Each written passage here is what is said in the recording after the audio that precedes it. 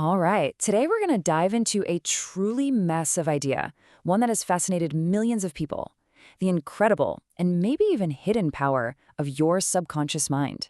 So let me ask you this. What if the solution you're looking for, for better health, more success, or just more happiness, what if it wasn't something you had to find out there, but was actually already inside you, just waiting to be used? Well, that powerful question is the absolute core of the book we're breaking down today, Dr. Joseph Murphy's classic.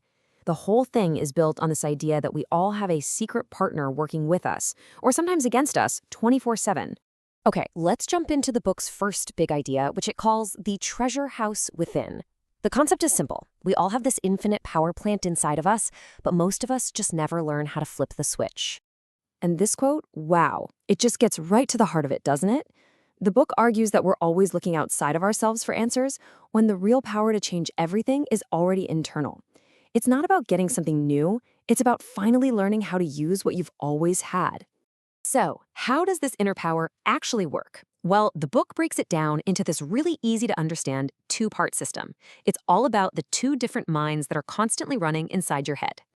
And here's the analogy that makes it all click. Think of your mind like a big ship. You've got the captain up on the bridge giving all the orders, and then you have the crew down in the engine room just carrying out those orders, no questions asked. The book says your mind works in exactly the same way. So check this out, because this is the most important part. Your conscious mind, that's the captain. That's the part of you that's thinking right now, making choices.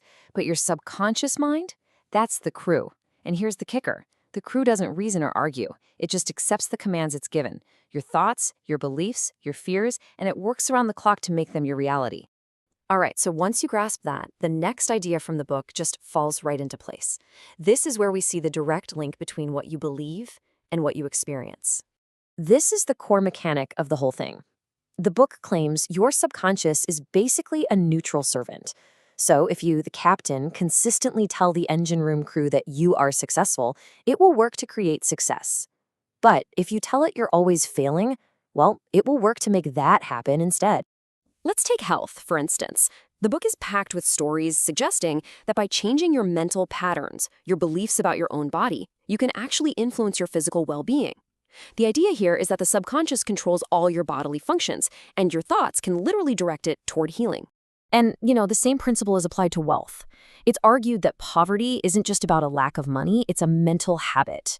If you're constantly feeling envy or lack, you're just sending a message to your subconscious to create more of that. On the flip side, cultivating a feeling of abundance is said to attract it. And of course, this extends to success. The book totally reframes failure. It's not some permanent state. It's just a learned mental pattern that can be unlearned. Confidence, from this perspective, is just subconscious conditioning. You're basically training your inner crew to expect and work toward winning. But here's a really crucial distinction, a part where a lot of people might get tripped up. The book warns against trying to force these changes with willpower. It's not about gritting your teeth and struggling. This quote says it all. A relaxed, confident belief is way more effective at programming your subconscious than a desperate, forceful one. So the big question is, how do you actually do this? Well, the book doesn't just leave you hanging. It offers a really practical toolkit with specific methods you can use to start influencing your subconscious mind. So the main tools are pretty straightforward. You've got visualization, where you vividly picture your goal as if it's already done, affirmations, where you repeat positive statements, gratitude, to shift your whole mental state, and of course repetition, because you're trying to overwrite old negative patterns with new ones. And now pay close attention to this, because this formula is this secret sauce. According to the book, just repeating words like a robot isn't going to cut it. The subconscious responds to feeling. You have to combine consistent practice with the genuine feeling of your wish fulfilled. That's how the message gets through to the engine room. So, what's the big picture here? The core message is massive. You can essentially edit your life's blueprint by changing your inner beliefs. But, it's also really important to look at this whole thing with a balanced perspective. On one hand, you can see why this book is so popular, right? It's incredibly empowering. It gives you a sense of control and some really practical tools for building positive mental habits.